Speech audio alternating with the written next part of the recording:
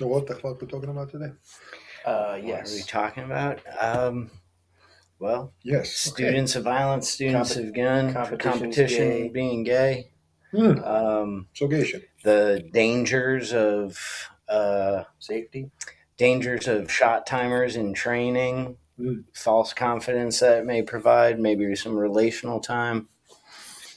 Mm. What's Hello, up? sirs. All right. We've got a packed crowd. Welcome in. We've got the pimp hand of America, Mr. Mr. Paul Markel, joining us tonight on the Students of Violence stream. Sam Russell says we're coming in loud and clear, so that's a good thing. Sweet. Well, I guess maybe we'll kick it to you, Paul, to kick us off, because as students of violence, I think most people listening to this channel have probably read the Book of Five Rings. If they have not, they're messed up, but They're wrong. Yeah, they're 100% wrong. They can easily fix that that's true. by ordering 2 items. They could order. Yeah. Go ahead. Okay, I just want to make sure that they can order any variety of the Book of Five Rings they want. We suggest the Kaufman edition because my experience up to this point has been that is the one that is the most straightforward and actually focuses on the realities of mortal combat, not the eccentricities of like, well, a great example would be the final chapter, the Book of Void or the Book of Nothingness. And I was talking to Jared today, and I think a lot of people get lost in that because there's this, the esoteric Buddhist discussion, and people are like, I don't need that or I don't want that. So they just kind of gloss over it. So there's that one. And then the book, oh, crap, I don't have a copy of it. Oh, doggone it. Do you have yours? Josh. Okay. Yeah, I actually gave my copy of that book to Jared, and he's got it. So, but this is the Kaufman edition of the Book of Five Rings. Boop. Yep. That's the one that James Yeager recommended me. Yeah, so this is, if you want to read any of the other ones, great, go for it. But most people aren't going to buy 12 different translations. So get this one first, and then if you're super motivated, get the other ones later. And then the newest book by Nicholas Orr, the Book of Five Rings Study Guide for Modern Gunfighters, and that is the one that just released. And Sonny, did you even know that happened? Did Lewis hip you to that? I think we spoke about it on the live streams. I kind of brought stuff up into conversations, but not.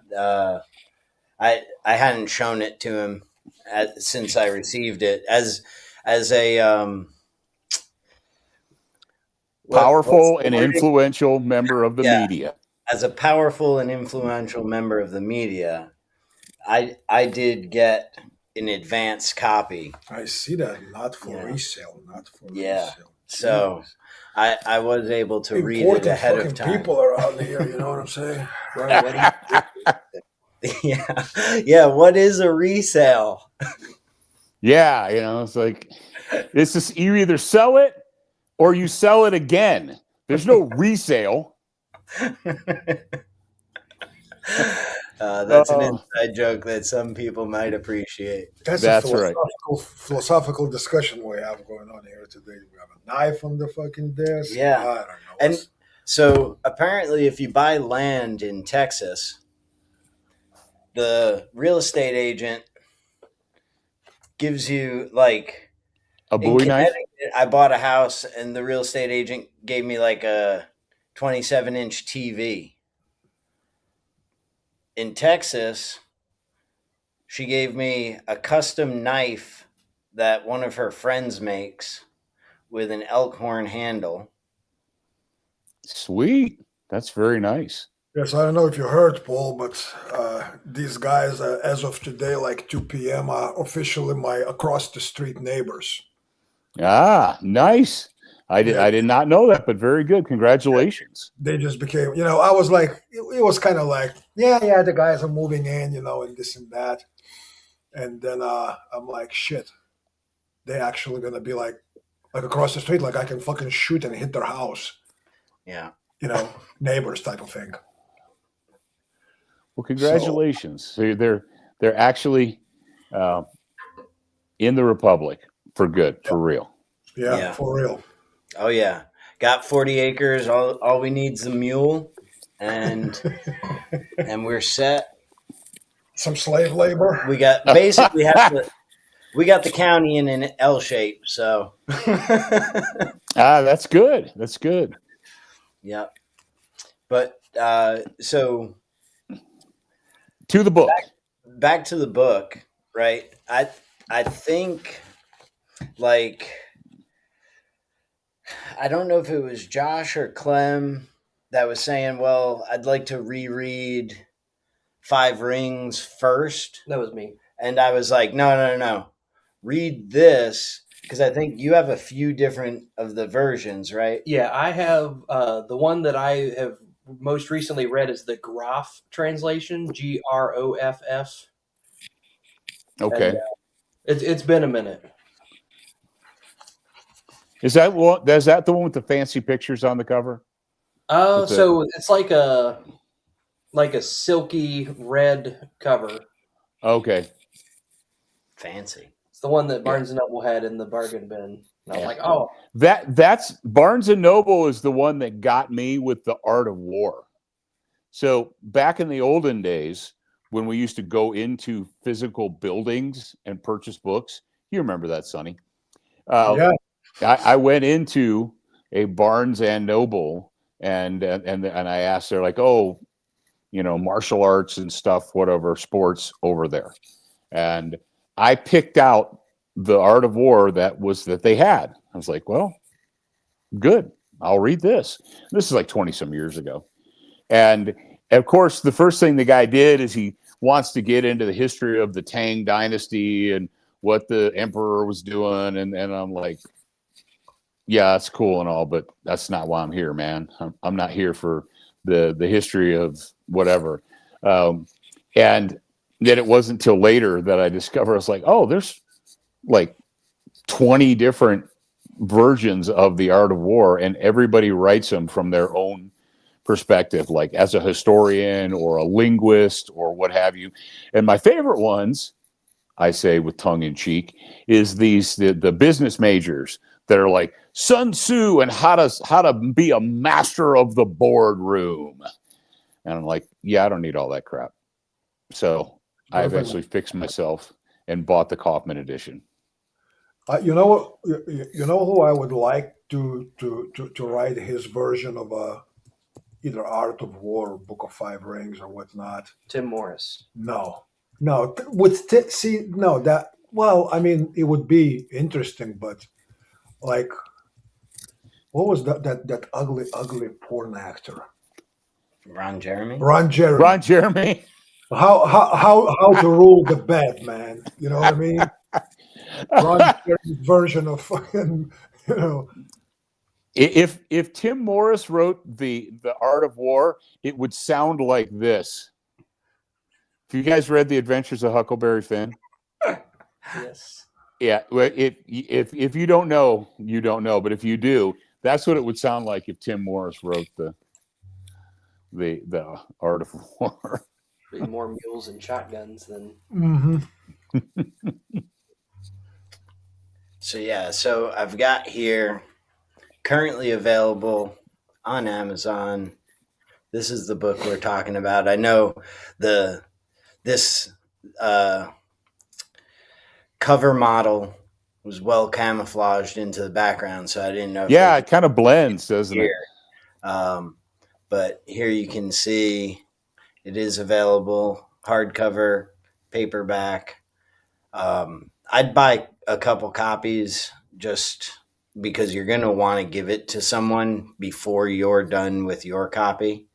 So get multiples. It's something that if you haven't read Five Rings, I would say read this first because it'll give you stuff to key in on, and then read one of those versions of Five Rings. If you've read Five Rings before, go ahead, read this. It'll make you want to reread Five Rings. But awesome work here. Very it's a hardcover, a paperback, a Kindle, and an audiobook. So your excuses for not reading it just like they're few. yeah. Like, I don't have time to listen. Like, okay. If you don't have time to listen, then I don't know what to say. I don't know what to tell you. But so that led us, Lewis and I, and we had quite the rant the other day about the I don't know if you would say the future of our industry or where we're going or where we're heading as a culture. But Lewis, you saw that thing, that gay thing I sent you yesterday, right? Of course, this stuff pops up in front of me. This gay I'm like, remote, what? this shot What timer. are we talking about now? Yeah, this remote been a shot few this timer week. thing that you Oh, attach to your rifle because you didn't know that you had a problem. You know, how do you keep track of your time and your split times, but your match time or your stage time, and and it was one of these things where and it even has its own beeper. And I mean, it's just like super gay. I'm gonna try and pull it up because this thing is such an abomination. Everybody needs to see it. Everybody needs to witness this. If I had to watch it,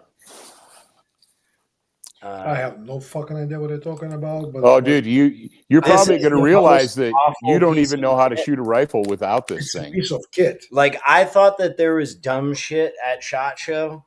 This by far, this makes a cup holster look like a set of brass knuckles. Like, is that fair?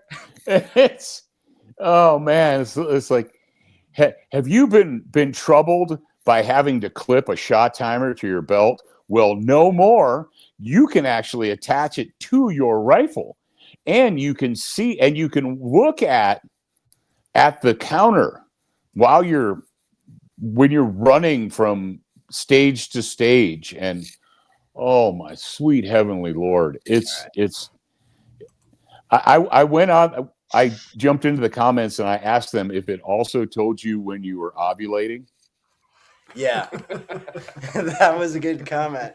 Did you see? I jumped in there because when I saw that, like, it shows you your friends put comments, and I saw that, and I was like, "All right, good one." And so I posted in there, yeah, because he says the word stage about 15 times in the ad for it in the span of like 90 seconds. And I said, yeah, because wouldn't want to get pregnant in the middle of the stage, right? So I think you'll agree with me. Inventor of this genius device. This is Shooters Global. So they make one of the like cool hip shot timers for some of the Instagram crowd because you can overlay the shot timer info over a video because it's tied into your phone. But the like really cool shot timer people don't like it because it doesn't have a loud enough beep. But yeah. Not only you slow beep him, you fucking low beep him. Yeah, you low and slow. Oh, you got the. Oh no! Does it not? No, it doesn't. It's not going to let me go full screen. Nope.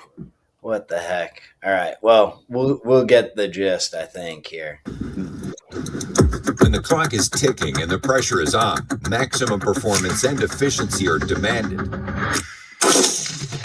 Introducing the all-new multi-purpose precision shooting assistant, the SG Pulse Pro.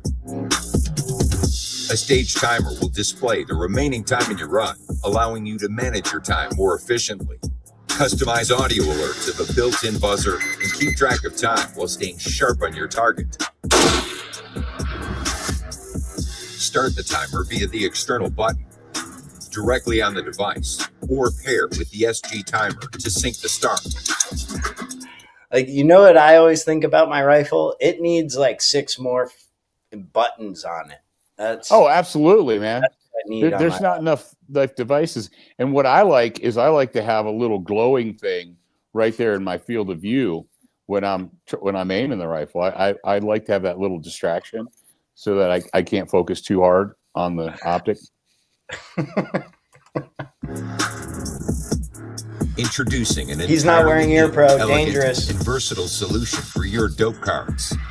The adjustments for each target and each stage are now right alongside your reticle. Digital dope card Program right your there. dope cards in the Drills app and store them in the SG Pulse Pro.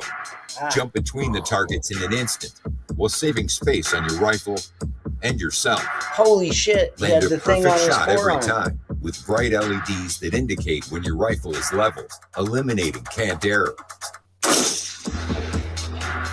Get an instant feedback without taking your eyes off the target from the SG Pulse Pro or from the ocular LEDs, which are much brighter, with fiber optics, or use live data feed for ballistics calculations. Collect comprehensive data thanks to integration with Drills app.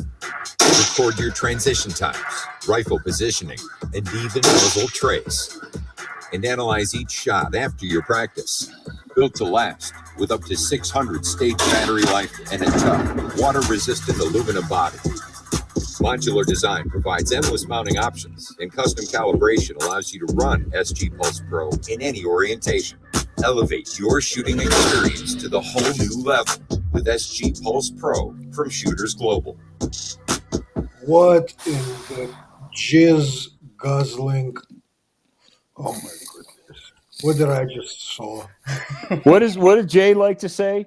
That we're living in the land of milk and honey, man. If Don't tell me motherfuckers- this isn't the land of milk and honey. Don't tell me. America. Only in America, he'd say. Only in America can people be convinced that, you know, it's amazing to me that it goes right back to the Musashi thing. It goes right back to the clutter, right? Musashi.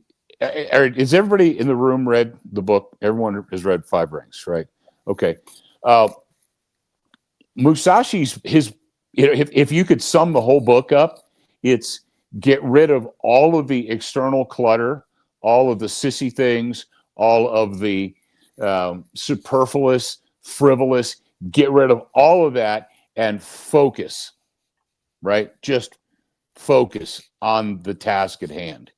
And we live in a world where motherfuckers are like, you know what? Things are too simple. I need to complicate them. I need to add more.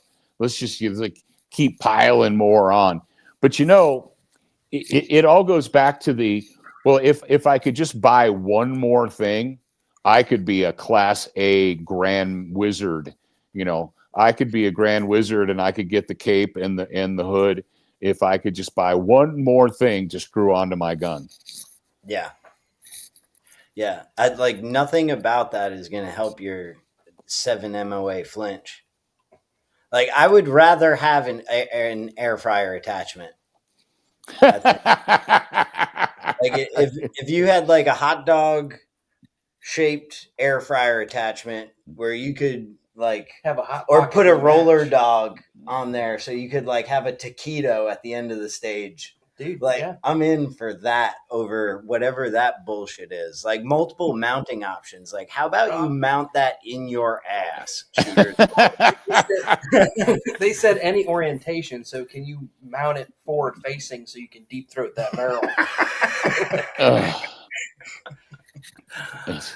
Jeez. It's like, how much do you need? And I don't know how much long range shooting you guys have done, but I just saw an article, and we make fun of this in the class about how calculating the Borealis effect, right? So I always call it the Aurora Borealis effect. in the classes, and they're like, no, you got to have your Kestrel. And I got a Kestrel once, and I decided that I didn't need it. And I'm actually one of these weird dinosaurs that figures out his dope and just writes it down in the notebook that is with my gear. Well, no, you just put that in the app. Oh, dear God. Yeah. And, like, here's the thing, like, Kestrel. Anybody has like a joint? I feel like a joint now. Like, a nice idea, right? But as soon as you start thinking about things, some of this gear stuff falls apart. Like, as soon as you start, what does Musashi say? Like, the spirit of the thing itself. Yeah. Like, if I'm shooting at long range, does the wind 4 feet behind the muzzle matter Thank you. as much as the wind 4 feet from the target? Because where I am, like in the back where Malvo is in the back of that Buick, or where I am in this tree line, what's my wind reading going to be? Probably lower than what it is out across that open field through the valley that I'm trying to shoot this bullet around half of Earth. Yeah. I mean, it's like, and when we talk about wind in the long range classes, which is one of my favorite things to teach, I ask people, I'm like, okay, and on day one, we put wind flags out. We put one at 100, one at 400, and we put one at 1,000. And it's in Wyoming. Wyoming's the best place in the world to go to shoot wind because all day long, it is either blowing or it's changing, right? There are times when the 100-yard flag is going this way and the 1,000-yard flag is going that way, right? And so I'll ask the students, I'm like, okay, which one of these wind flags is most important to you? The one that's 100 yards away or the one that's 1,000? And it's not a rhetorical question, but people are like, well, the one at 1,000. Exactly. So, I mean, I've seen people with these Kestrels on the range, right? They pull it out and they take the wind thing off and they lay next to their rifle and they hold it up and they get the wind reading. And I was like, okay, cool. So the wind, and just like you said, man, it's like, so the wind reading with me at the rifle is, people are like, oh yeah, it's exactly the same as it is, 1,400 yards downrange. No, it's not. Well, it might be if you're lucky, but you know how we learn to dope wind and to call wind? You do it. You do it.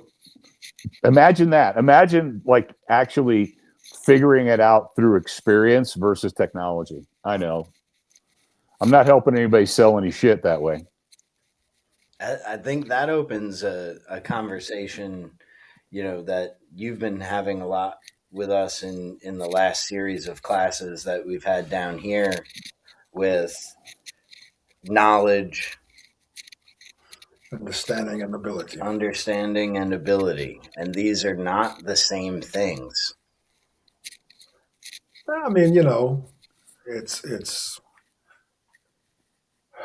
ideally, yeah, you would have to have them all at somewhat leveled, the knowledge, the understanding, the ability. But in my short 20 plus years of teaching experience is that 99.9% of dudes coming to classes is knowledge is here, understanding is here, and ability is somewhere in there. And then not accidental that you have all of these spirited exchanges with these douchewagon idiots online, but then if and when they show up in person somewhere in the class, you're going like, man, I was expecting basically Chuck Norris's father to walk in, and there comes this fucking dude that forget about ability to fight, but ability to cover 2 flights of stairs would be a challenge for that dude. But he has understanding of, or knowledge.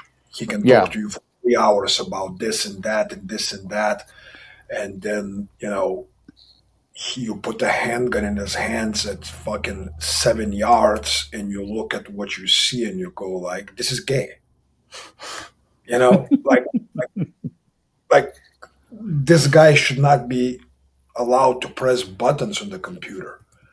You know, it should have some kind of a software that blocks. You know, every time, if you're going to talk about violence, your computer just shuts down. You're not qualified to talk about it, but here they are.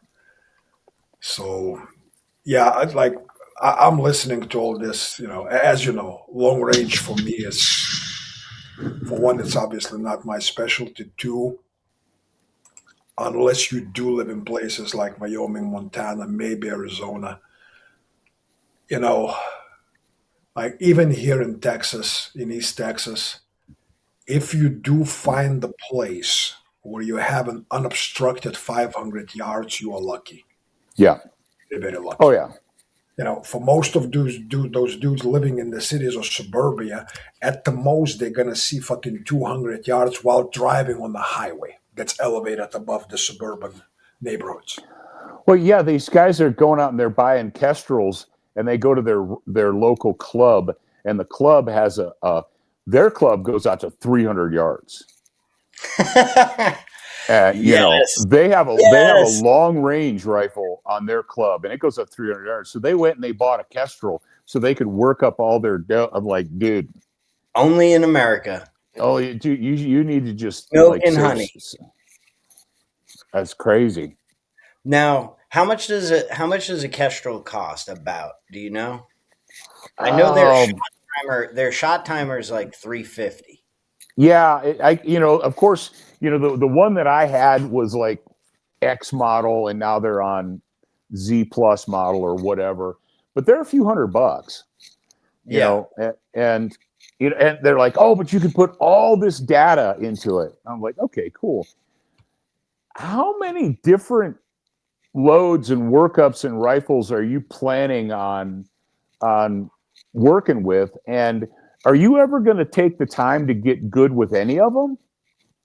It's like how many of you have known the guy? Put the data in this thing. It'll that's what makes me good. Is data that you input that makes you good, man. How many of you have known the gun of the month guy? Right? Like, you had a friend, and he liked talk guns, and every time you'd run into him, 6 weeks, 2 months, whatever, he's like, oh man, I got the new HK, I got the new SIG, I get the new. It's like, dude, last time I talked to you, you had the whatever was on the cover of Guns and Sandwiches that month, he's got one. And I'm like, dude, you never took the time to get good with that one thing, and now you've got the other thing. And so my question of these people, it's like, how many rifles are you planning on mastering? And if you got the time to master 6 or 8 rifles with 6 or 8 different calibers and 6 or 8 different loads, man, rock on. Most people don't. I would say the vast majority don't. You know what drives that, Sonny, is the every year at SHOT Show, now they have to come out with a new super long range cartridge. It's like, holy fuck, do we need a brand new rifle? What's the flavor of 2026? Yeah, Hornady's got something like I don't know, a 7 arc or something. I can't keep up with it. Every time it's like, we've got this one is going to be the best. It's like, actually, the best ballistic coefficient is the 750 grain AMAX from Hornady. That beats them all. It beats 750 grain. Yeah, the AMAX, 50 BMG. 50. Oh shit! Wow. The 50. If you run the numbers in the calculator and the ballistic calculator and the ballistic coefficient, it has the best ballistic coefficient of like any one. So they're like, oh, but the 6.5 this and the 6 arc and the 7 arc and that's like, dude, I didn't even, and I don't know how they get people to buy these rifles, because holy shit, I could buy that rifle in 3 years or 2 years or 18 months. They're like, yeah, we didn't sell enough of that ammo. We're just going to discontinue it. 30 super carry. Yeah. Yeah, 30 super carry, 224 Valkyrie. That was going to be the answer to all God's prayers, right? You know, and that lasted all of 18 months. And they're like, yeah, never mind. If you bought one of those, sucks to be you. Dude, somebody saying 6.8 blackout. Dude, that, Oh, I mean, that looks, that That's just, not 6.8. That's 8.6. 8.6. 8.6. 8.6 blackout. Like, I looked at that thing and my immediate thought was like, ooh, like I would not want that in me. Like, it just looks like a gnarly, like it looks like you could tie a string on the back end of it, the hollow point. They had like a total copper that was expanded. It looks like you could put a piece of paracord on it, like throw it over a fence and climb up like a Like it's a grappling hook. But here's the problem: is I just read an article about that cartridge, and there's only like maybe four or five different loads available total, and half of them are subsonic. Subsonic rifle cartridges are a boutique item. They're not to quote our good friend John Farnham, they are not a serious rifle shooter's cartridge. They're not. Okay. So let's if your job is to stealthily move up and put one pellet into the noggin of a sentry at 56 yards, all right, then all right, I'll give you that. But very few people have that job, right? Very few people on planet Earth have the job of sneaking up to the fence line and putting a 200 grain pellet through the sentry's head. So for everybody else, it's a joke. It's like a masturbatory exercise. And as an added bonus, the rounds average about between 3 and 350 a shot. Yeah, our boy here probably doesn't mind that. But yeah, no, I mean, like Clint Smith says, he calls basically anything that's not 5.56 or 308 or 7.62 he just calls 6.5 what the fuck, and it's like just enough. It is. I mean, how they're like, oh yeah, this is going to be. The article's like, this is going to replace the designated marksman rifle, and this is going to replace the. I'm like, this ain't going to. It's going to also replace the submachine gun. It's also going to like, this isn't going to replace shit. It's not going to replace anything. You know, maybe in the mind of the guys who are making that crap, but how does that cartridge outperform a 175 grain boat tail hollow point match grade 308?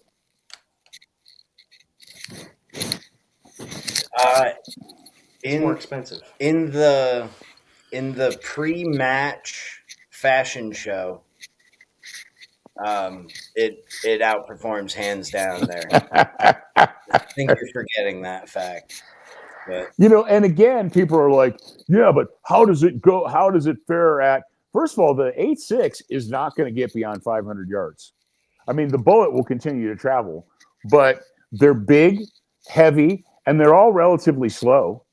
I mean, I think the supersonic ones are like 1250 or 1400 or something shit like that. I mean, they're fucking slow. I could be speaking out of turn, but I looked at the data and I'm like, these are not fast bullets. And they're like, oh, this is going to be the new designated marksman round. No, it's not. Stop saying stupid shit like that. But that's one of these new boutiques. Like, we live in this world where people are so fucking jaded that they need constant stimuli. Again, returning to Musashi. mm-hmm. So in the spirit of, I know it gets really frustrating. Like, I think it was after church the other day. I think I said something to Sonny where I was like, man, I'm just tired of the intellectual dishonesty. I think it was on the tail of one of our conversations, like intellectual dishonesty, or like I'm past calling it cognitive dissonance that must be going on in people's heads. It's either willful ignorance or worse, because it is industry. It's firearms industry. It's Oh yeah. train industry, right? It's shooting sports, or um, like that second word is always the hook that gets you. So it gets really frustrating, and when we get together or we talk with each other, we like to vent this stuff. But for the students out there, how can we give them a little bit of the what to do versus the what to avoid? Like, what are things that we need to keep in mind to stay on the path of being able to apply righteous violence?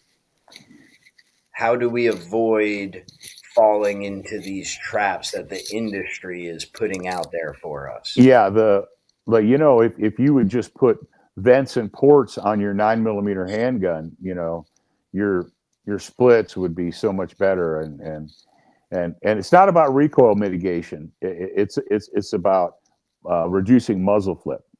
Yeah. Just Oh so man, you know. that's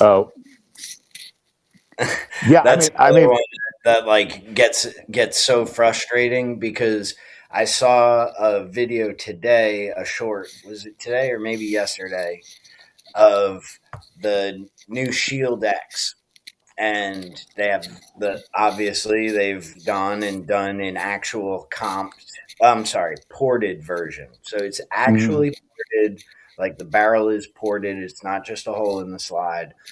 And someone was doing a scientific recoil analysis where they have like the graph paper behind the hands, but they use a revolver grip when shooting the Oh, one out the port.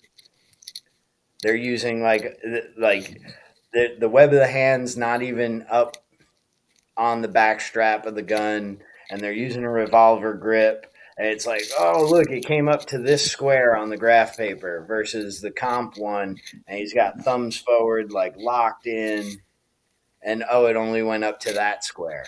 And it's like, geez, like try and sell something harder, man.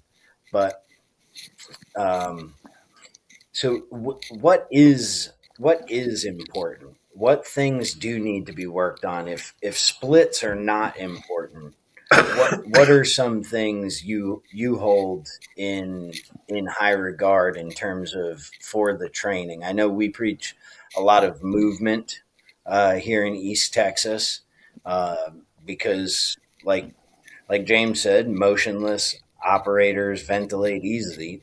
So yeah. I just actually wrote an article about like first time students. And you and I, Sonny, I'm sure you probably talked about the four levels of learning. The unconscious incompetence. It's like I don't even know what I don't know. Matter of fact, I don't know there is so much I don't know that I think I'm amazing. You know, and it's not until I believe that the hardest thing for an instructor is not getting someone from a conscious incompetence to a conscious competence. I think that part is actually relatively easy. The hardest part for us is getting them from the UI, the unconscious incompetence stage, to the CI, the conscious competence stage, or competence incompetence stage, where they actually realize, hey, I don't know all that I thought I knew, but I should learn. That yeah, it's that break. Sonny, would you agree with me that it's harder to I'll get go a someone little from bit UI further. to CI? I think, Paul, as instructors, our job is actually to keep people in conscious incompetence stage for as long as possible. Here's the problem, because when people start reaching, start seeking conscious competence, right? Because they go from conscious incompetence, then it goes to conscious competence, and then subconscious, so to speak, competence. Mm. If they haven't dwelled in conscious incompetence long enough, they're gonna be kind of, how would I say, like a picky eater in the restaurant that has four dishes to offer. You know what I mean? Because they only tasted four ingredients and they go like, "Ooh, this is the one that's gonna lead me to magic." Like that magic thing that you buy on the fucking eBay or Amazon or whatnot. This is the last thing that's gonna be the hook, the line, and the sinker that makes me a grand wizard, right? Yep. Well, I think that without telling these guys this is what I do, like I I tell them that they don't know shit. And I want them to stay there, because the longer they stay there, the more they're gonna see of how much there is to know, and their choices of making, going after that shiny dish, that smoking steak or that amazing fucking sashimi or whatever is gonna catch their eye first in the early stages of being consciously incompetent. It's probably gonna take them not in the right direction. They gotta stay a fool. Like that movie Fool for Christ. They gotta Yeah. stay. There's a difference between a fool and being stupid. Right. So I Yeah. want students to stay in that stage of staying a fool for long enough to where you become comfortable being a fool. Because You then don't want them to. you're no longer looking at the dishes that are in front of you, the steak, the sushi, the this, the that, but you start dwelling in ingredients and the art of how these dishes are made. You don't want them to get too impressed with themselves too quickly. Hmm? And Actually, I don't want them to be impressed with themselves at all. right. You'll get a kick out of this, Paul. Tell them what you put on certificates. Oh yeah, so I have a certificate, and I said my certificate says such and such has reluctantly attended such and such class, and I'm here certifying that you exceedingly suck, and you should keep on fucking working, douchebag, basically. And I think I decided that after they acquire like 20 of the exceedingly suck certificates, I'm gonna start giving them certificates where it's gonna say profoundly suck. And there's gonna be less and less encouragement. And when you just suck, you fucking good. Yeah. So that's gonna be pretty much when I give someone a certificate that says you suck, it's like you earned your black belt. Yeah. Which is actually the first stage of a dedicated student. Sonny, you and I didn't talk about the green belt syndrome, but in your sphere of influence, has that been something that you've ever discussed or talked about with other martial arts instructors about the green belt syndrome? To me, it was like we actually had that conversation the other day about what it means. Like, one of our close friends, he's actually in the next room here, Clem. His jiu-jitsu teacher passed away unexpectedly here very recently. And he was 58 years old, very healthy dude, and all that. Just massive heart attack, and boom, gone. And Carlos Machado came out to his memorial service in Austin. That was on Saturday. I was there, and posthumously he presented him with the 8th-degree Machado Jiu-Jitsu black belt. So guys were asking, they go like, well, how, like the head of the system or whatnot, how does he, like, I understand that there is a test for like, green belt and purple belt and blue belt and brown belt and black belt. You have to perform specific techniques, or you have to spar so many guys at this level or whatever, right? How do you move on from 7th degree to 8th degree? What is the test? And I was trying to explain that at that point is really in the eyes of the head honcho. He's looking at it in a way that it's no longer how well you know the system, but how well you're able to interpret and adapt the system, how well you're able to make that system your own and change it. Are you an innovator? Are you, not necessarily revolutionary, but evolutionary? Mhm. So we talked about it, and that's past third or fourth degree black belt and whatever in certain arts that do the belt system. To me, it was always like this. When my Kuntao teacher, you know, said, he goes, it's like this. He goes, there are two levels. Can you fight or you cannot fight? He goes, when I give you orange sash, you can fight and kill. And there was no like other belts before. You just nobody. You study, you study, you study, and then 8 years later, he walks up to me. He goes like, "Here it is," and I'm like, um, It's time. there was no test. He was just watching. He was watching for 8 years, and he decided that he saw something that there it is. And to me, it's I obviously don't do any belts, levels, degrees, or whatnot, and I never will. you know.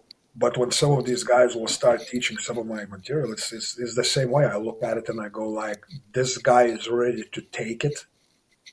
And he's not only that he has like, rote memorization or whatnot, he actually has looked at it from 15 different fucking angles and vantage points.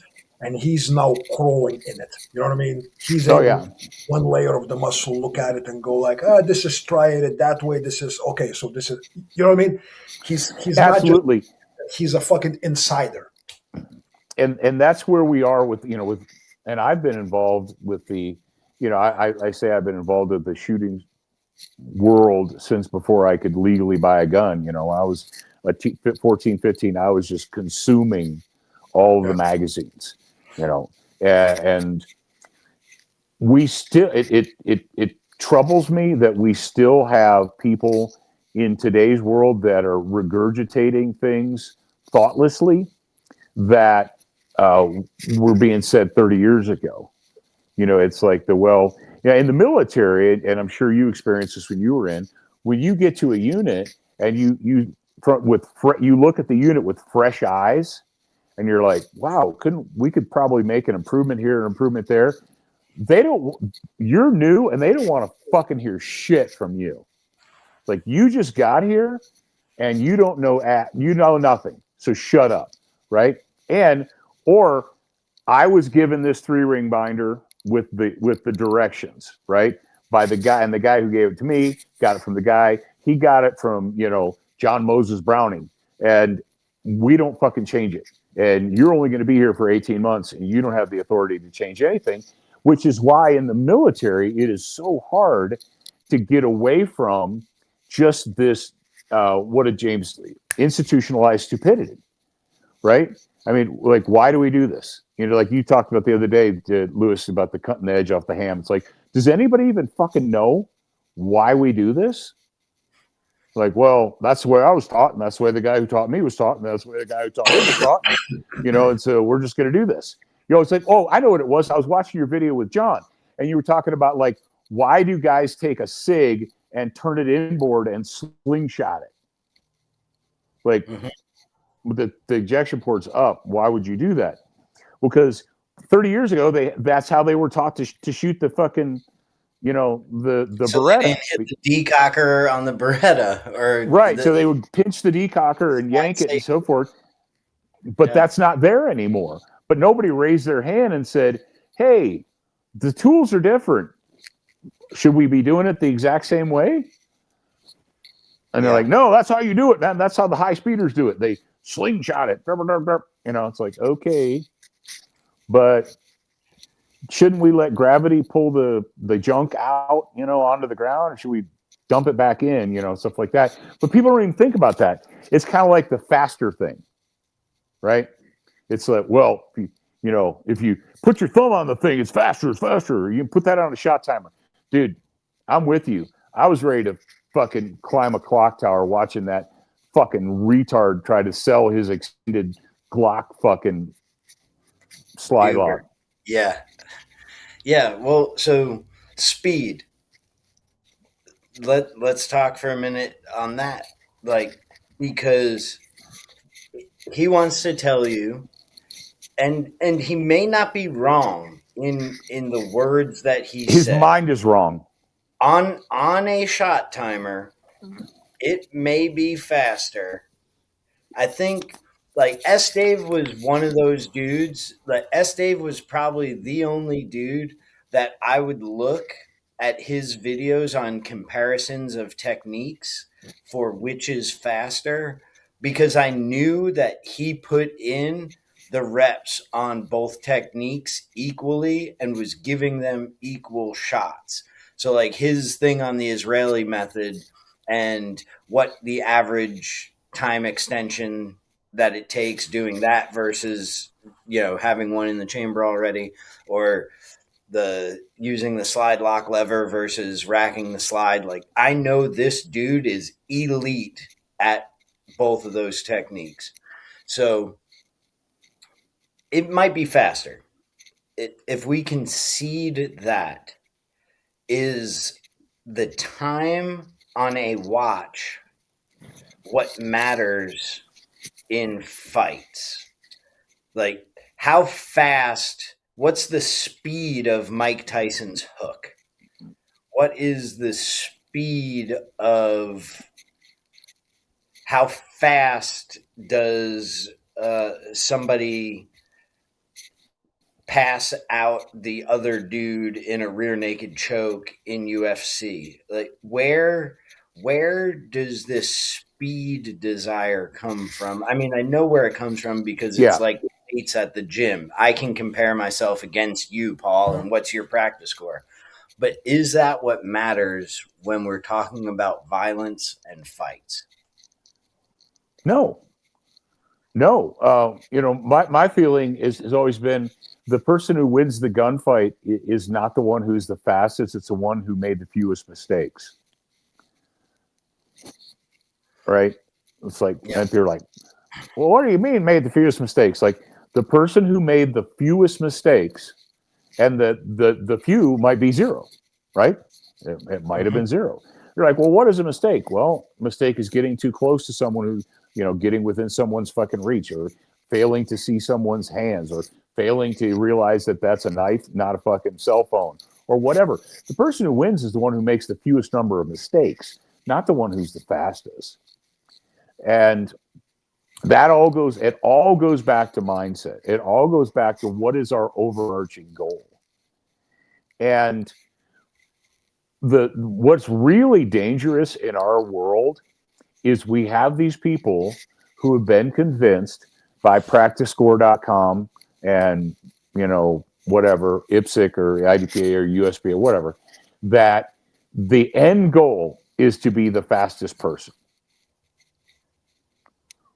But when we are in the real world, where there are more things that should not be shot than things that should be, right? You can't put, you know, Dave, I was talking to Dave the other day, Biggers, and he told me about, and Dave likes to compete, and I tease him about it, and he said that he was pissed because a guy beat him even though the guy had 2 no-shoot targets, right? He had rounds in 2, quote, no-shoot targets, but he just like dumped his rounds faster than and he beat Dave by like, you know, 1.8 seconds or whatever. And Dave's like, he goes, I didn't shoot any innocent humans. And he goes, but this fucking guy shot 2. And so on paper, he beat me, right? He's better than I am. And in Dave's like, he goes, why? And he's right, but they'll never do it. He goes, if you shoot a designated no-shoot target, that should be a DQ. But they'll never do it. They'll never do it. A big thing, kind of taking a dump on competition, and that was the same thing. So he and one of his students went to one. It was like the gun sight annual shoot off or whatever, and you know, his goal was just to shoot all alphas, and his student had finished fourth or fifth, and then the person who won first had a bunch of no shoots and misses, and it's like, if you were really trying to focus on what's important, like everybody who shot a no shoot should finish below everybody who didn't. Yeah, like, okay, you just shot the school teacher, you just shot the 7-year-old kid on his bike because you wanted to shoot really fast. You fucking lose. Like, you don't just get like a -5 and move on with your life.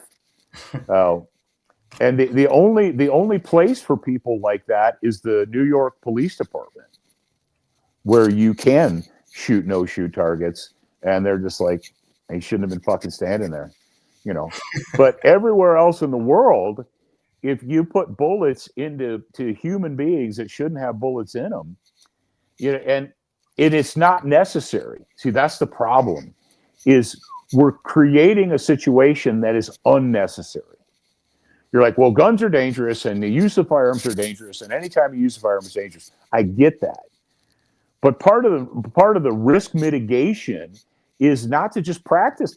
And holy shit, guys, and I'll shut up after a second, but what is it? What are you ingraining in these people who have decided that I don't need to waste time on these tactical combat classes with these guys who think they're a bunch of tactical combat gurus? I go to my monthly IPSC match, right? And that's how I get better. Yeah, and you also fucking shoot innocent fucking targets, right? So, and you don't get punished for it. So what are you literally ingraining in that person through that? And remember, I have an answer to that, Paul, and it's interesting you're mentioning that because chapter 9, right? And I think what it is, man, it's the biggest outward expression of fear that we can find, and it's called anxiety. When you're using timer, it's anxiety. And the interesting thing, the study was done on the anxiety, and it's not so much that anxiety, and actually was done with police officers. I read it pretty recently, and it was interesting study because they said actually their accuracy did not suffer that much, because they would make some kind of a stimuli that would make them anxious, anticipate, bad stuff to happen. So their shot accuracy would not be affected. Actually, with the group of veterans, they said their groups got tighter. But you know what it affected the most? The number of no-shoot targets that they all hit. So it was not so much an amplitude of the mistakes that they made, but the direction of mistakes that they make. And that's what anxiety does.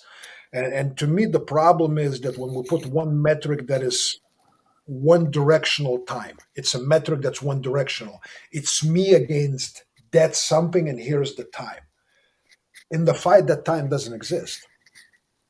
And the time in the fight is not linear because it's a relational time. If me and Paul looking at each other, and if it's strictly time, Paul will win every single time if he draws the gun first. Right?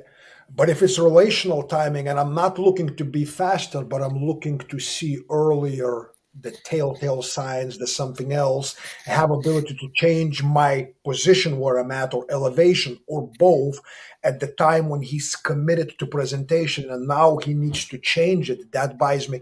So it's no longer linear time. It's interactive time between the two or more individuals.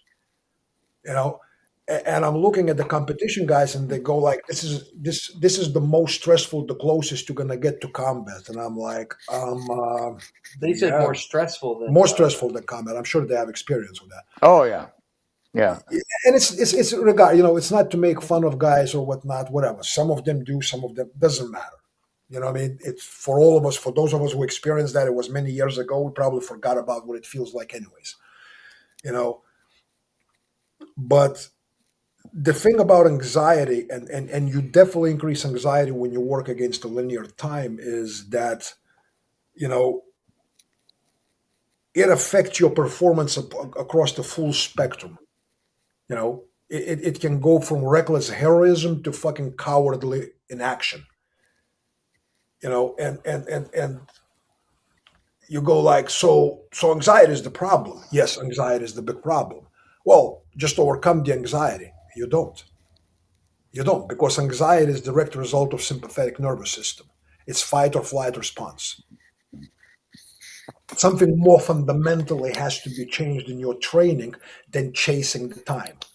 And when people go like, "Oh, do it faster," because unless you shoot faster, you're not testing yourself. It's not relevant. Are you trying to be faster better than slow the fuck down? I mean, because that's where study happens. That's when you get inside of your own reactions. Instead of going like, I'm going to react to what happens to me, but I don't even know what is my state of fucking being. What happens there is not as relevant to the outcome as your reaction to what happens there.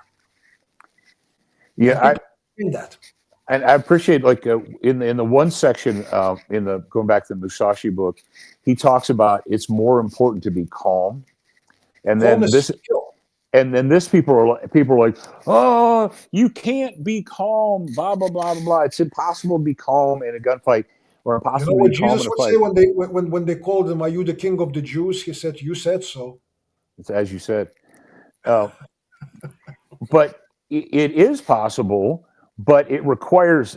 See, and I think that's where we come down to understanding the minutia, like you said, understanding what went into making this thing that you like. Well, how did we make it? That's difficult. It requires dedicated study. It requires you to get out of your own fucking way and stop thinking that you are the smartest person in the fucking world. It requires you to get out of your way. And you'd think, going back to the Musashi thing, people are like, well, obviously he believed he won 60 duels to the death. So he obviously endorses being the fastest guy. He didn't. Like, he literally did not. And he spent chapters discussing why he doesn't even concern himself with speed or with going fast. He spoke about timing and rhythm. Rhythm is far more important. Neither of those are equal speed. My Kuntao teacher used to say this: your best technique at the wrong time will not work. Your worst technique at the right time will. That has nothing to do with speed. That does have to do with timing, you can call it rhythm or whatever, cadence, whatever you want to call it. But you try to present that to most of the dudes in the industry or shooting sports and all that, and they go like, yeah. It's like saying that, taking dancing classes will make you a better fighter. Come dance with me. I'll check you out. It will. It will. Dancers make the best gunfighters because they don't fucking fall. They don't fall over their own damn feet. Not just that, their fucking base, the movement of their base is so fucking solid and they has such a good, suspension. And they're coordinated. And what do we know about coordination? What do we know about physical coordination and how it ties into mental acuity and cognitive ability? Well, I told the guys in one of the recent classes, I said, most people think that what happens in your mind is what you do. And I go like, you have to realize that your brain participates in your physical activities. I missed that. Was that a valid? I didn't get a chance to read it because I was running my mouth. That comment. Oh, I'm sorry. I didn't even know if you could see it. It didn't. We kind of stepped away from that part of the. Oh, okay. Shot timer reduces stress. You recommend push-ups or? Oh, yeah. My feeling from an instructor standpoint is, and I was really glad to see how Musashi. He said how he dealt with students. He said he had to take the moment to examine each student and figure out when it was time to turn up the heat, right? When is this student ready to go faster, ready to have a little bit more, a harder push, right? And as an instructor, as someone who's teaching, it's my responsibility to know when I need to turn the heat up on them, right? I'm like, okay.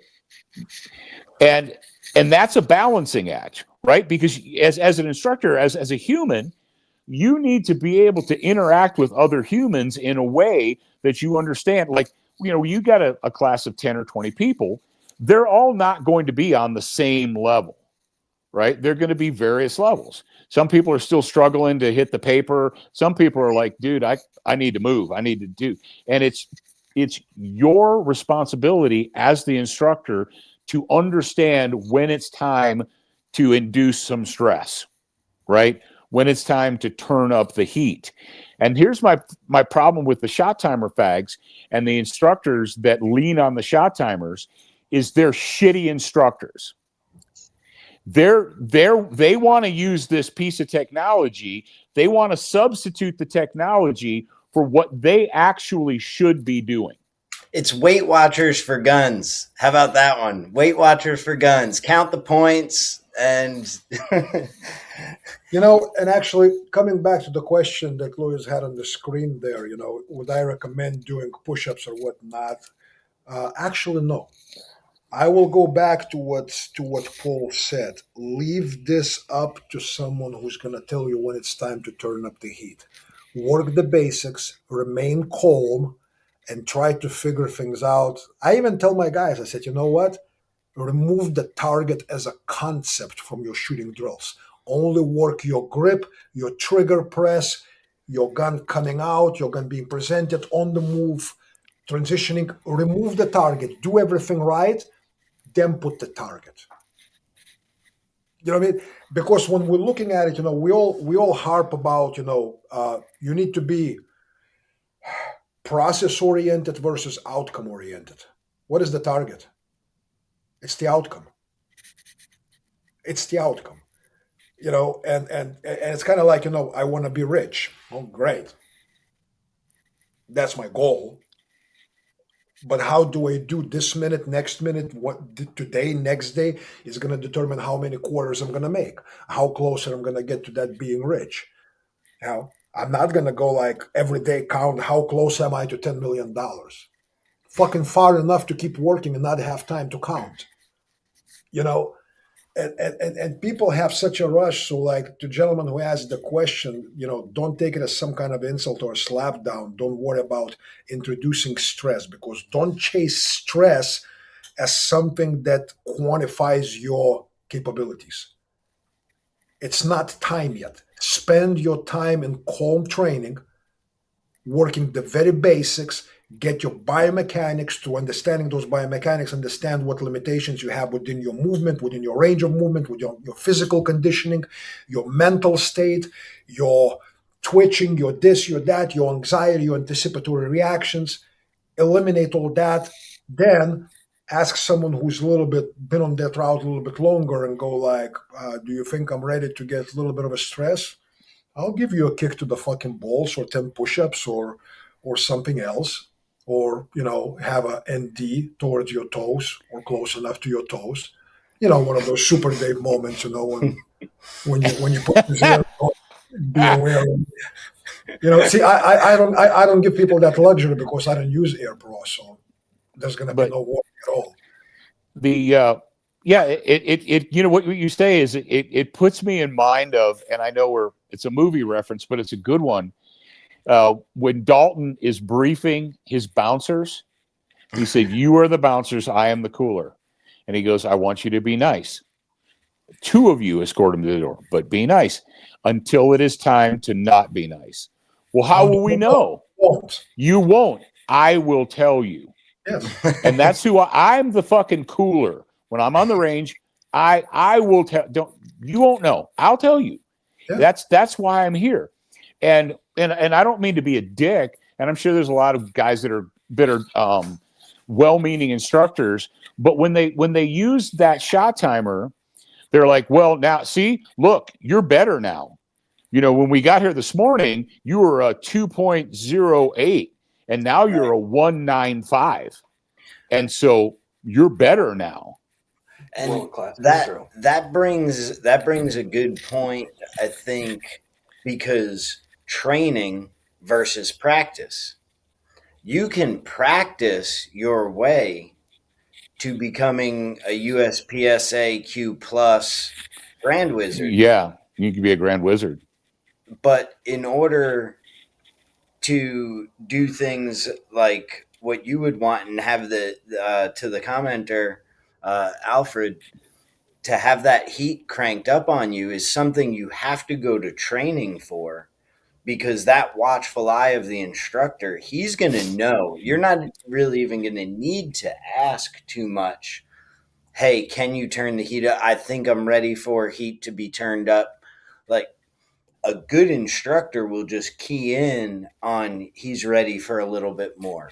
Maybe I go to take a hero shot picture of you and, break the sacred 180 rule Yeah, to get a good picture of you. And that kind of puts a little bit of, this is new.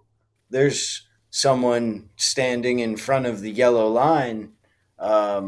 And I still need to make my shots there. And that's, one way of One of that, million ways. that one of a million ways. Yeah, that heat can yeah, be turned up. As I said, I think that there's unnecessary exoticism where people chase pressure. It's kind of like in martial arts analogy would be like, like if you don't spar, you don't train. First of all, I'm like, do you understand what sparring is? Sparring is not the same as fighting. As a matter of fact, sparring is even below free fighting, which would be like the closest safe way to do a imitation of the actual violence. Sparring is nothing more than diagnostics. It's not even pressure testing. Sparring is diagnostics. This is where you take lesser student with better student, and without pressure to win, that lesser student is allowed in controlled environment to make mistakes, to expose and understand why he's making those mistakes. Sparring is not proving that you can fight. Sparring is where you find out where you fucking suck. You know what I mean? that's where you're thinking about punching instead of punching. Was that? That's like, right, that's when and I was that guy. I was that guy who was like, well, if he goes to throw, I will do the burp and then I'll do the derp, right? And I'm getting hit in the face while I'm thinking about what I should be doing. Yeah. It's like, oh well, if he tries to do that again, I'll do this, and they're like, damn, I got fucking hit again. Like, all right, I thought I knew what I was doing, and I guess this system is not working, right? Yeah, it's like, hey man, how come I'm getting hit? And it's like, and that's wrong. Not aggressive because you're thinking instead of doing, and but there's the main gist I really believe from the we talked about rhythm earlier. I didn't even mention it. Is what Nick Orr does in the book is he talks about how Musashi talks about the rhythm. Don't worry about being fast. Worry about paying attention and being involved in the rhythm of the engagement. Right. Imagine being able to build an app. And that, I mean, in a nutshell, that's the UDA. It's like, while he's still observing and orienting, I'm deciding and acting, and so on and so forth. And the one thing, they called Boyd 40-second Boyd because he could defeat anybody in air combat in 40 seconds from the time of engagement to the time of kill. But it's what's your priority? What are you thinking about? And I mean, I've been around, I'm like that insurance guy, I know some things because I've seen some things. I've been on the ranges with Grand Wizard fucking level USPSA guys and watched them flub a draw. Right. And you're like, but this guy, people worship this dude, right? They think that everything he does is perfect. And like, why did he flub a draw? Because he was trying to break speed, right? He had the shot timer on, and he's trying to go fast rather than just trying to go perfectly. If he would have thought to himself, I'm going to execute a perfect draw, he would have executed a perfect draw. And But instead, would have been fast. He's like, I got to do this fast because people are watching. And I was standing there with James. This is one of those things where you should have been there. And Lewis, we were on the range, and I'm not going to say the guy's name because he's a friend of mine, but he's one of these race car drivers, right? He's a gun race car driver. And when it was over and we were like milling around, James, he goes, my favorite part of the whole day was watching him flub the draw twice, trying to beat the shot timer. And it was just him and I was like, yep. And he's like, well, come on, Paul, like, you've never flubbed a draw? I didn't say I never have flubbed a draw. But you say, well, how can a person who's literally put in their 10,000 hours still fucking flub a draw? Because what they've done is they've gone from what's important.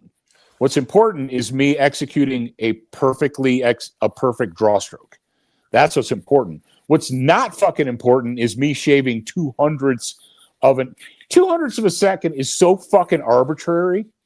It's as to be like not even worth discussion. But people get married to that shit. You know, they're like, look at that. Look, you know, look at my shot timer. I shaved 2/100ths of a second. Everybody who ever fucking shot themselves, either drawing or reholstering, was doing so because they were trying to do it fast. Damn. We don't see YouTube videos of people shooting themselves. What is always present on the fucking range when someone NDs around into their foot or thigh or whatever? A fucking shot timer. And no one has the fucking balls or the courage to say, you know, maybe if we took these fucking shot timers off, people wouldn't be like speed shooting themselves. You know, on my range, timer has been twice. One time because of fucking Lewis. That one I'm putting on Josh. Okay, that was on Josh, yeah. First time was because of Andrew Smredzek. And I after the first time, I'm like, I talked to Father B and I go like, I need to come out there with holy water and bless my range because the timer has been on my range. It's like a fucking evil spirit, you know. So, you know, all these years, Paul, I have not owned a shot timer once. I don't know how to operate it. I didn't know. You didn't know what a bill drill was. I didn't know what bill drill was until 6 months ago. I didn't fucking know. Lewis had to explain it to me. He's like, These yeah, guys dude, but what's your bill drill? And I'm like, I don't even know what the fuck that is. Yeah. Is this a Is thing? that like somebody on the internet asked Paul, like, what's your bill drill? And he's like, what is he asking me? Like, what am I supposed to come up with a drill and call it the bill drill? Like, I thought it was some gay sex act. My bill drill. Like, I'm not used to the shorthand. I mean, I've heard it for years, people saying bill drill. And I mean, I had enough of IQ points to go like, it's something specific, some kind of sequence, whatever. Yeah. But to me, it was never like, oh, I need to learn the bill drill. It was frivolous. It's sissy The only things. thing that I saw about the bill drill, when people go like, what's your bill drill? I would see the 3 numbers, 1 number, point, and 2 numbers. Yeah. And I'm like, okay, so it's basically a race. I don't know what they're racing for, where they're racing, what they're doing during that race, but it's basically a death time race. Yeah. I'm not interested to know what the fuck it is. What does your car do in a quarter mile? Like, it doesn't matter that we have to haul half a ton of bricks up the road. What I want to know is what your truck does in a quarter mile. Not that we need to go off road, Right? But how much during do you bench the sleet? How much do you bench? I haven't benched in I don't know how many years. So you know, Paul is gonna go like, oh, you should get back and. You know, no, we do different things. I would never say that to you. I would never say it to you. And well, you know, that's the thing is like, fortunately, you know, when I do the strength training, I'm trying to inspire people by saying like, look, don't fucking tell me that you're too old or too broken because I'm probably fucking older than you. So I don't want to hear a 42-year-old guy say, well, I used to do that when I was young, but I don't do it anymore. It's like, because I need to take it easy because that's what my doctor told me. I was like, okay, you need to get a new fucking doctor because you taking it easy is not the fucking solution. But, it's like I'm not in junior high anymore. I don't need to, like, we don't need to compare our fucking, and I compare myself against myself. It's, it's the personal record. I know in my brain, and it means way more to me to put an overhead press up that's heavier than I've ever done in my life than to do it heavier than the other guy who comes into the gym in the afternoon, because he's not me and I'm not him. He didn't have to have reconstructive shoulder surgery, or he didn't, and that's the thing is, it's like, it's not them, dude. It's you. But the thing with shot timers is they can't, it's fucking, dude, I didn't know what practicescore.com was. I thought it was like Grinder for fucking, gay shooting dudes. And then fucking Lewis told me it's Grinder for. So hold on a second. Now I'm really feeling stupid. There is a website. Oh, dude. Yeah. Practicescore.com. Practicescore.com. I don't want to stop talking to you guys. It's not fucking April 1st. No. I'm going to go over here. Competition. I'll be back in 45 seconds. Keep explain to Sonny what that is. What the fuck? So Practi-Score, As if it were practice. they somehow sponsored whatever every major shooting competition. So if it's IDPA, USPSA, the tactical games is on it, Steel Challenge, no matter what the competition is, they hold the scores for everybody. So you get a shooter profile, and it's basically a database that you can allow your profile to be public so everybody can see what everybody else is doing. So it's like just transparency. Yeah, it's like so you can't hide if you fucked up. It's like if Planet Fitness kept track of how much everybody benched, so that I could be like, well, Josh, what's your bench? Like, I'm going to check on the Planet Fitness site to make sure. They knew. Hey, well, I see that last year in New Mexico, you shot a this score, but it was on that qualifier, and I was in the rain in Austin. Which makes me better. Yeah, and so my score was a little bit worse, but it was raining where my match was, and so I'm better than. So it's this whole just gay. So that's what people will ask: what's your practice score, and what's the build drill? Because that defines your ability to be a gunfighter. Yeah, that defines your. Got it. They knew there was going to be a dick measuring contest, so they had to show up with the official table. Yeah, they had the official ruler. They got the official micrometer.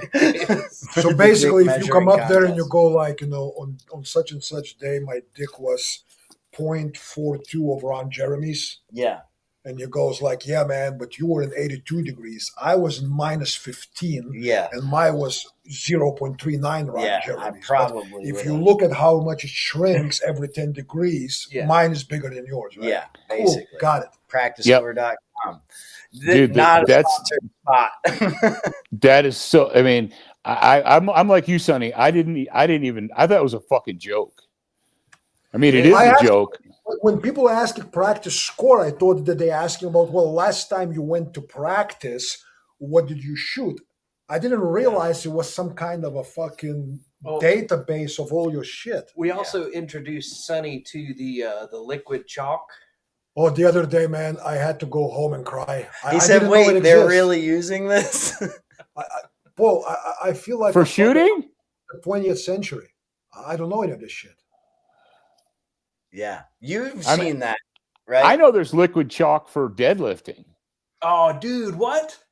It's like I found out 2 days before you. There is one for gun shooting. They keep it on their battle belt, and there is actually special attachments how attached to your battle belt. And you know the lanyard thing that the nurse has at the with her ID badge. So yeah, No.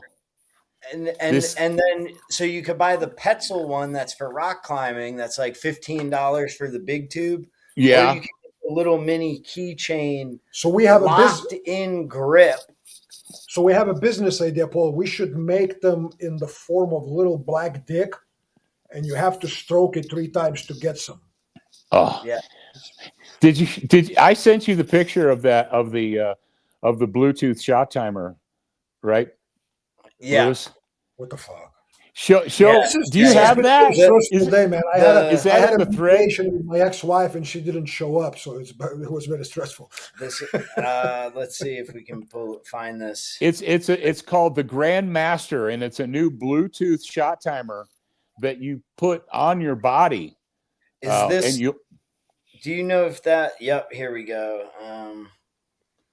Let me send this to there. Oh yeah. So it's not on your body; it's in your body. It's rechargeable and nice. And it fucking Bluetooth to your phone. Like. Yeah, so you'll never have to worry about it. Yeah. You definitely plugged into your performance. You know what I'm saying?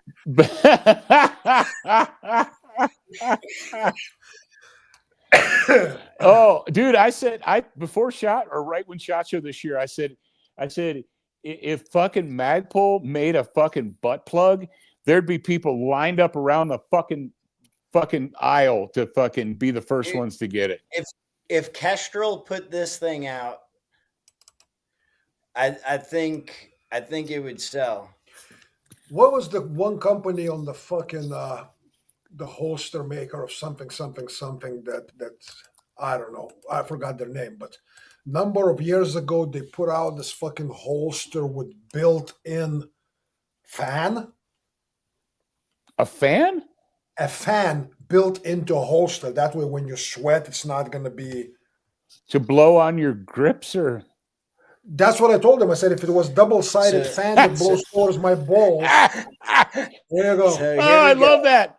The Grandmaster syncs to any phone, Android or Apple. That's right.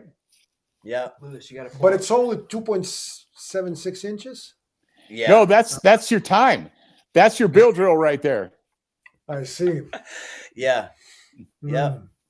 And this just in, most competition shooters say, I keep that thing on me. They said the gun might be in the case, but the shot timer is always it's always there. Amen. So Lewis, you got to pull up locked in grip. Oh, the locked in grip. Shit. See, this is why I'm losing my hair so quickly with these motherfuckers, because they telling me things that I should have never known or heard about. That's right. I'm like an innocent babe being exposed to like XXX gay porn. There's so much gay. Dude, did you watch the clip, the little Instagram clip from Hold on. Uh-oh. Hold on. Is this this is new for you? Take a deep breath. Have you not seen this? No, I was unaware of that. See that? You can have it on your belt. Little carabiner. There's a video for it. For all of you who faster shooting. Dude, somebody 2 sizes. They need this one in a butt plug, so you got to ask your buddy to chalk you up. We were at the day before SHOT Show. There was a shooting event at an indoor range, and this competition shooter dude who is like about to walk up to the table, he turns around and looks at me and Calvin because he's about to grab his gun, and he's like, you could tell he was antsy and excited for this product, and he's like wipes his hands all over, and then he turns around and looks at me and Calvin Lim, and he's like, hey, either of you guys got any extra chalk on you? And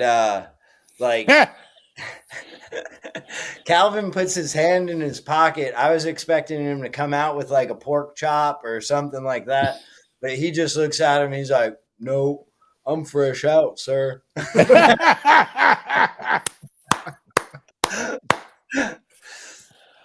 yeah, Oh, here, no slip, improve performance. Yes, do the work. Increase the kinesthetic awareness to the action of shooting. Longer traction. Heightened connection. That sounds like a condom with the fucking grooves or something. Can you guys hear this in the chat? yeah. Oh, look at that comp. Man. Yeah. Fuck, man. Dude. Getty with Georgia Firing Line, and today I have a quick product highlight for you for something that we're very excited about. If you've shot with me or been to one of my classes, you know this hangs from my belt all the time.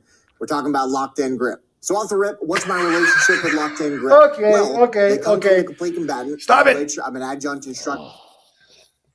Safer, faster shooting. Oh, man. Dude. I've been unsafe. All right. So we'll stick that one right. We need the soundboard thing of why are you gay? Well, all right. Yo, dude, I sent you that clip from the Boondocks. Yeah. Can you play that? That's fucking perfect. I saw gay. I called gay. I saw gay. I said gay. He goes, that's not bullying. That's an astute observation. That's on Instagram. I can't get that up on this Oh screen. fuck, dude. I'm gonna put that on my soundboard on my downstairs. Yep.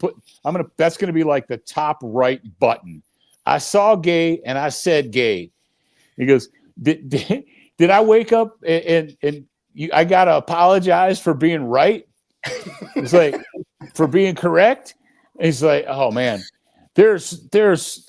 I swear, there's so much fuck gay. So I think Lewis has something. I don't know what it is. Quickly, but he's here. been looking Yeah. at it for the past hour. So at this picture of what seems to be three gay guys with guns. This is one that was gonna have to get sent to both of you guys. So we'll look at it quickly. I think this brings us back from the world of like just super like three dicks all touching the same mustache gay of hand chalk. This is going to get us to something where we can discuss what is important versus maybe what's out there or being shown out there, but what is important in gunfighting violence when it comes to the use of cover. So while we watch this, just in your guys' minds, think about what's important to you when I say like, hey, you're going to need to use some cover. And then let's watch what the cool guys do and see where there may be some differences. I think this illustrates it very well. They have really good camera work and camera angle for it. So good on them for that. And it doesn't take long. It's right in the beginning. I only made it about a minute into this video.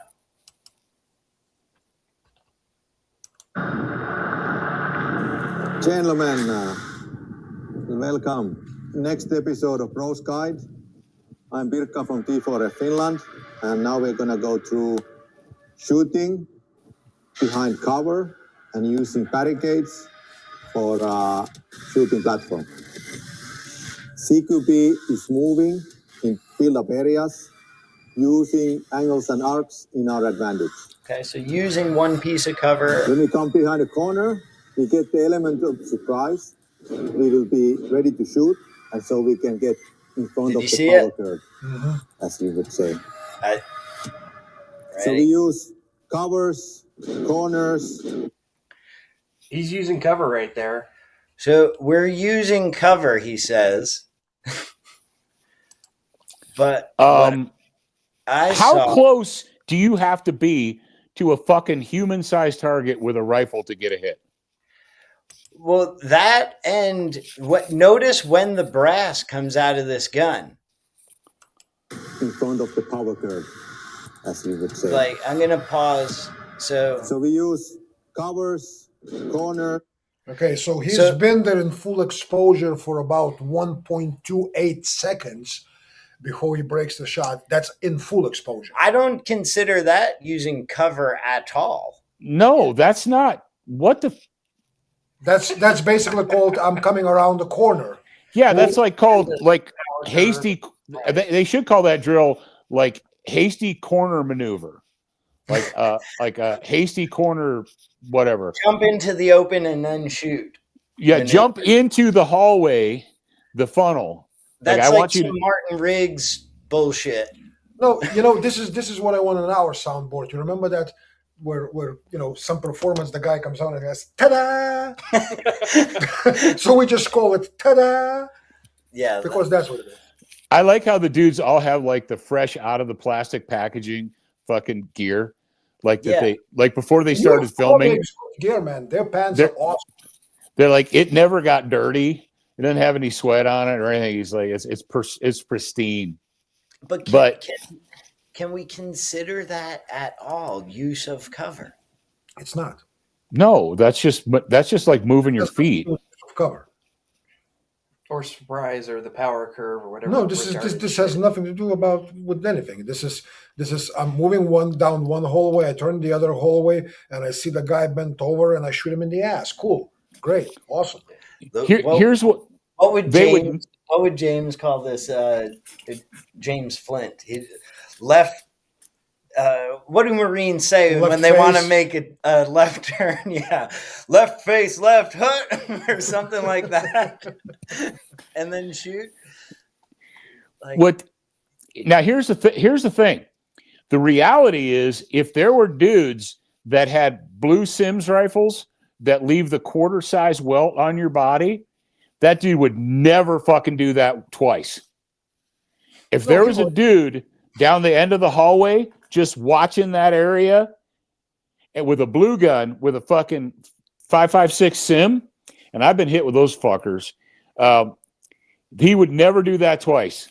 Because the title is corner work. Like a shot should have been broken before right now, for sure.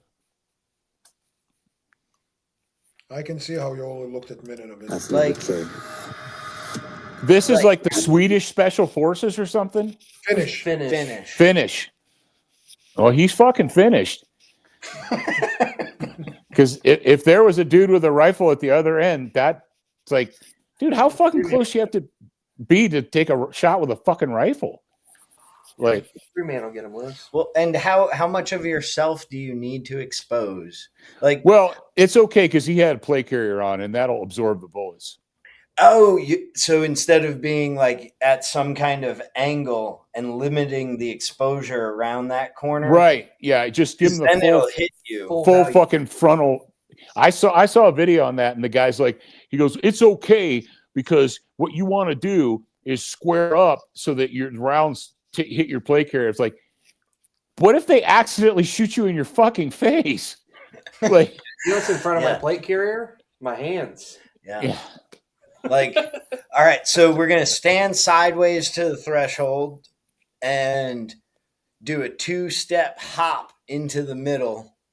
Ta-da! Ta-da! And then raise the gun and go in, I guess. Man, wow. I just thought that one was great. I figured you guys would like it. The idiocracy thing that I sent you. Because you talk like a fag and your shit's all retarded. That needs to go on the board. You talk like a fag and your shit's all retarded. This is too late in the night for this shit, man. Oh man, it's no, like that's like proper use of cover is like a 101 thing. I mean, that's not like top tier operator shit. That's like fundamental. Right. That's like we get into that on day 2, right? Yeah. And I think it's something that should be in a foundational self-defense or violence-oriented in any kind of way, serious use, for Farnham's phrasing. Yeah. Well, speaking of which, 40 years ago, I took John Farnham's first class when I was 19. And on day one, he said, you need to learn to be cover conscious. He said, when you're out in the world, you have to learn to be cover conscious. And he said, and it takes deliberate effort, and you have to actually pay attention to your environment, what the fuck's around you. He said, but the moment you realize that you're going to be in a gunfight, if you're not by cover or near cover, you need to be moving to cover. That's how that works. You can be shooting as you're moving to cover, but you need to be moving. And that goes back to the axiom of what is most important in a gunfight, shooting the bad guy or not getting shot, right? And, you know, all the shot timer fags would be like, shooting the bad guy fast, shooting him faster because the first shot wins. Like, actually, can I throw some fucking some lemonade in your fucking eyeballs or whatever? Let's talk to Ed Morales. Ask Ed Morales. First hit wins. That's why you got to shoot fast. The FBI scored 2 first hits that morning on April 11th, which is coming up. It's the 40th anniversary. April 11th. It's the 11th or 19th. I'm pretty sure it's the 11th. April 11th, 1986. So it's going to be 40 years. The FBI scored 2 first-round hits, first-shot hits, before the bad guys got off. I think Maddox might have gotten, like, he might have fired as he was getting hit, so it was kind of like a tie thing. But Platt had not put his Mini 14 into action yet. He was shot fucking first, and he went on to kill 2 and critically wound 3. Okay, after being shot and receiving what the doctors called a non-survivable gunshot wound. So this idea of like, well, the reason we have to practice being fast is because we have to get our shots off faster than the other guy because the first shot fucking wins. First of all, you're shooting handguns, not howitzers. And if you're standing out in the open with your feet square, fucking planted in the little 2x4 box, not moving, and you get a first hit, it's like Jay's like, they don't burst into flames, man. They don't fucking fly backwards. You know, and like I said, 40 years ago, John Farnham stood in front of my class and said, what do people do after they've been shot with handguns? And we all, you know, we're all little puppies, and we looked up at John and we're like, and he said, the same fucking thing they were doing before you shot him with a handgun. And we're like, what? He's like, yeah, ponder on that shit for a second. You know, there's like one dude on the far right side of the line is like, I thought this thing was death cannon. Yeah, I thought they like exploded and shit. All the movies I ever watched, they fucking flew backwards and fucking. And he's like, no. So if your plan is to put your feet in concrete, another Johnism. I need to start throwing some Ken stuff in here or whatever, but and blaze away out in the open, he might die, but you will too. So you fucking lose all ties. Yeah. I don't know what your feeling is, Sonny, but when I watch these dildos on their fucking YouTube videos, planting their feet in concrete and drawing and engaging 3 fucking targets, right? And then they're like, look how fast I shot all 3 targets. Do you think the guy on the far right had his thumb up his asshole while you're fucking like, it would have taken the guy on the right 1/2 of 1 second to fucking shoot you. If you fire more than 2 or 3 rounds, and I would say, let's just say 2, if you start firing and you weren't behind cover and your feet aren't moving, you fucking lost. I don't give a fuck what the shot timer says. Those cardboards are supposed to be representing humans, right? Humans with guns. And if you just stand there, it's insane to me that these guys have convinced the masses that that's what you have to emulate. That's the problem. No, Paul, They you don't put these. understand. See, you're trying to make everything into tactical problem. Everything is a shooting problem, Paul. All right. Yeah, that's right. Yeah. If I Yeah. can shoot faster, if I can if I can shave 200ths of a second off my bill drill, Yeah. then Tom Cruise I'll did it in that movie with Jamie Foxx and got his briefcase back, and John Wick did it when he went in that nightclub. So yeah. It's like, my thing now is if I see people doing that and they're not moving their feet, you're everything you have to fucking say from this point forward is immaterial. It's immaterial. You've just showed people a great way to lose the tie. No, and the thing about it is that we had in our classes here, guys come in, great guys, good guys, not stupid, but you don't have to be stupid to be indoctrinated. Right. Because if you're around doctrine full time, you don't know any better. You know what I mean? And even if you had questions, you start questioning yourself if I am fucking crazy.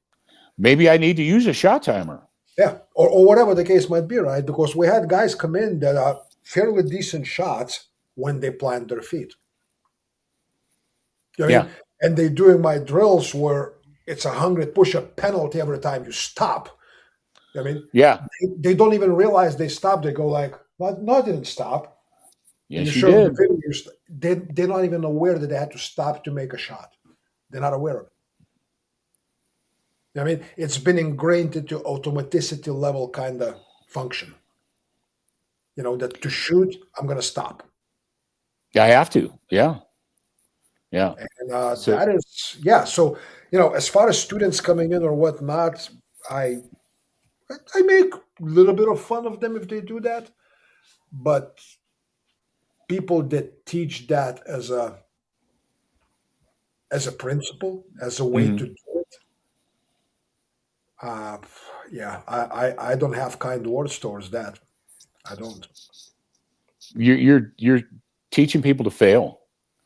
And, one of the things that I've been talking about for 20 years or something is like the responsibility that's on my shoulders and your shoulders, you guys, my guy, is if I give you a bad fucking brisket recipe and you try it and you say, hey man, I did your brisket recipe and it sucked, it's all a couple of squirts in the toilet, not right. a big deal. No one's going to die. I'm not teaching ballroom dancing. I'm not teaching forearms and backhand and tennis. I'm not handing out fucking, the best way to get red wine out of a fucking dress shirt. If I give people bad advice, people fucking can die. People can fucking die from bad advice. This is a serious, and that is the problem. And going back, this is a serious undertaking. And these people don't treat it as a serious undertaking. They don't treat it as, if I give people bad advice, they'll fucking die. They're like, oh, but your split times will, you can get your split times down, or, you can increase, you can move in your region. You can move from number 97 in your region on practicescore.com. You can bump yourself up to number 90, and there'll be 5 people that you're fucking better than in your region. And boy, that's what's really important is making sure you bump up your fucking practice score. It's criminal, really. It's criminal recklessness. Yeah, and there's worse than that in the industry, because there's a whole nother set of instructors whose only goal is not even to get people faster. It's these permit class instructors who are only worried about the attendance of their permit classes and their marketing ability to get $50 to $100 ahead from, and being able to say, I had 700 students, in the last 3 months, give me $100. dollars.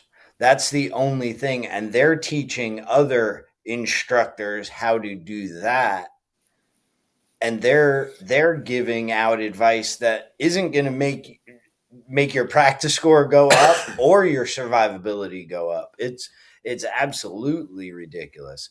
So I think for any students watching who are new to the path of taking their defense seriously and being able to protect themselves, when people say vet your instructor, a good question to ask, because every one of these instructors will agree and will claim that it's more important to not be shot than to shoot the bad guy.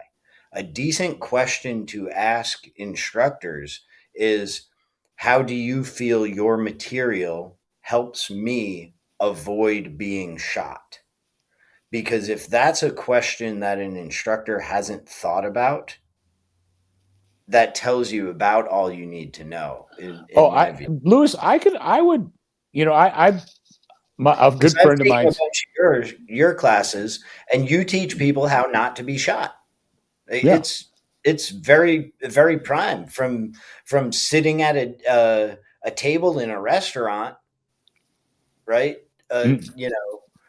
There's multiple ways in which your curriculum is built to not be shot and then shoot bad guy. Right. And I mean, definitely same thing in your stuff, same thing in the stuff that I teach and Josh teaches, like the going home with original issue holes Yeah. is top priority here. That to your thought is, a friend of mine says, he goes, you've been giving people way too much credit. I didn't know that was a problem I had, but you say, well, if you ask these instructors, like, well, what's more important, shooting the bad guy or not getting shot? I think a lot of these fucking charlatans, they would not agree with you.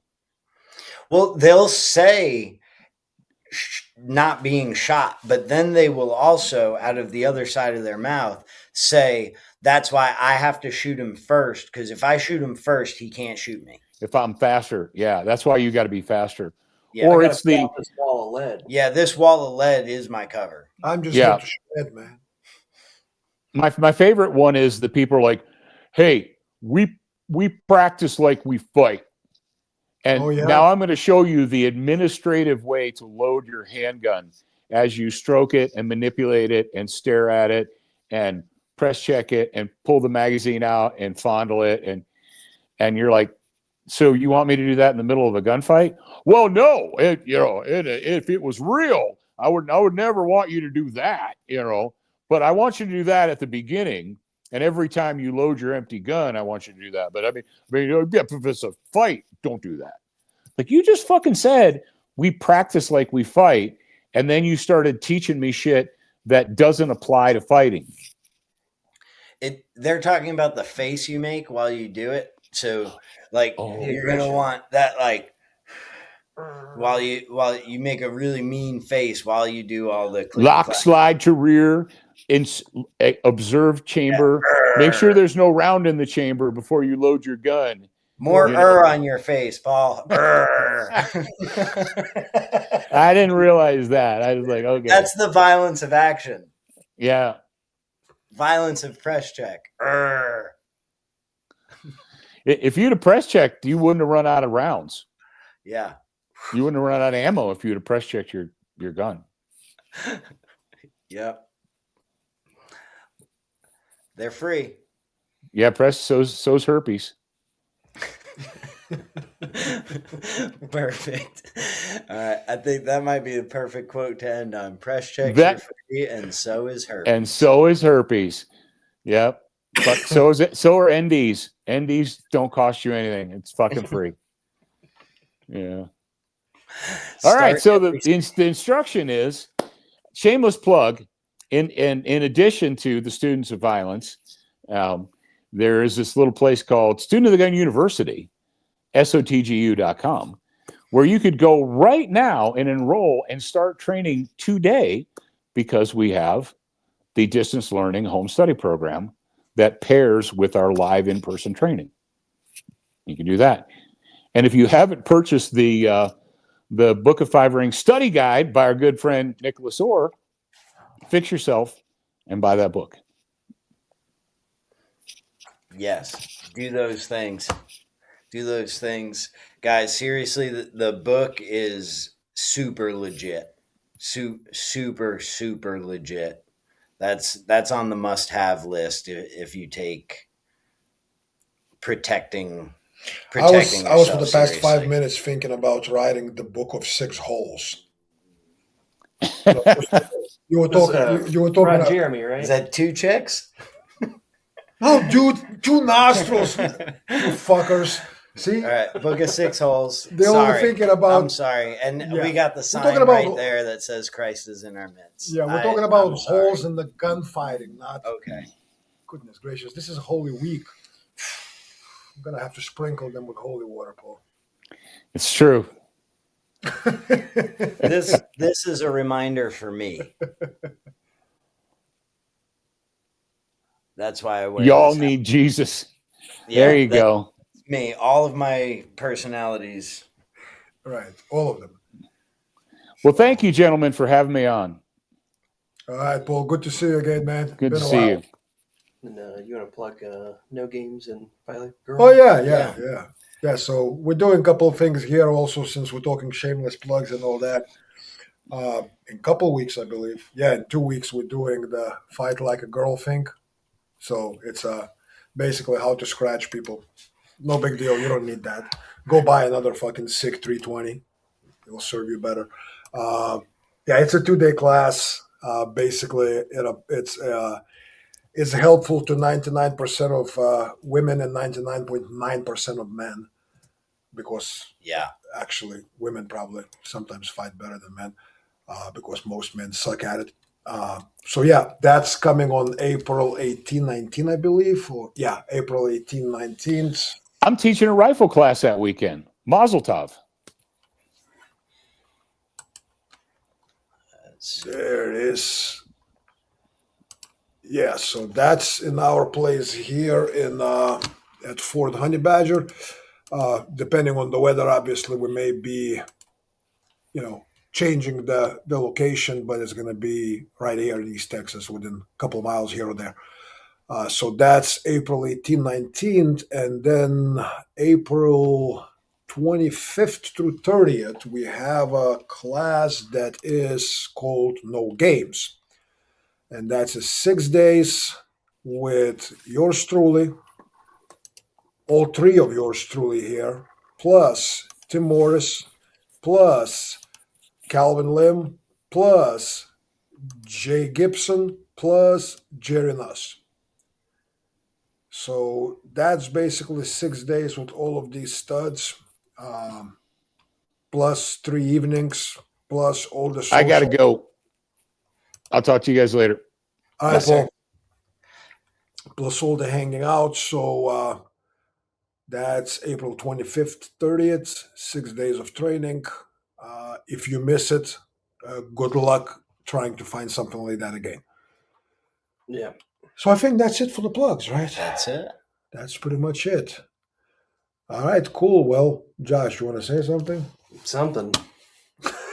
You guys should, post some comments. If there's any more discussion things that, like, if you liked this, if there's other similar things that you notice in the industry, like, we probably just haven't talked about it because we didn't intend this to be another 2 hours on top of it being a later live stream. But there's a huge, endless, bottomless bag of tricks of retarded shit that we can. Of gayness? Yeah, like, we didn't even get into. Like gayness goes deep? Yeah. Yeah. Nice. Or if there's topics, like I said, we always try and say, tell them what to do, not what not to do. But then sometimes it's so tempting to rant on the frustrations of what's being done that's wrong. Right. So if there's topics that you want us to cover that you think are beneficial, make sure to drop those in the comments for us so we know we can try and steer conversations, or if there's violent encounters that you're seeing that you want us to break down, send us those. Get active in the comments there. Help us drive the direction of these live streams, guys. It's help us give you what you want to see. Like, I'm sure you guys, since you guys tune in regularly, you're liking what we're talking about. But if there's something, like a couple people have done this and it's shown up on the stream or it's on the whiteboard, like there's some stuff that, you know, someone really wants to see, and it's like they send a police use of force thing and like perfectly illustrates a point that we've had. Or like Cat Acid be like, hey, click this one, the second one down on like after this one is the exact same thing. Boom, we got some genuine productive conversation going on, instead of the, hey, look at this, it's fucking retarded. All right, Gives guys. us something. That's it. Get in there. Get in the comments. Do the things. Hey, give us a thumbs up.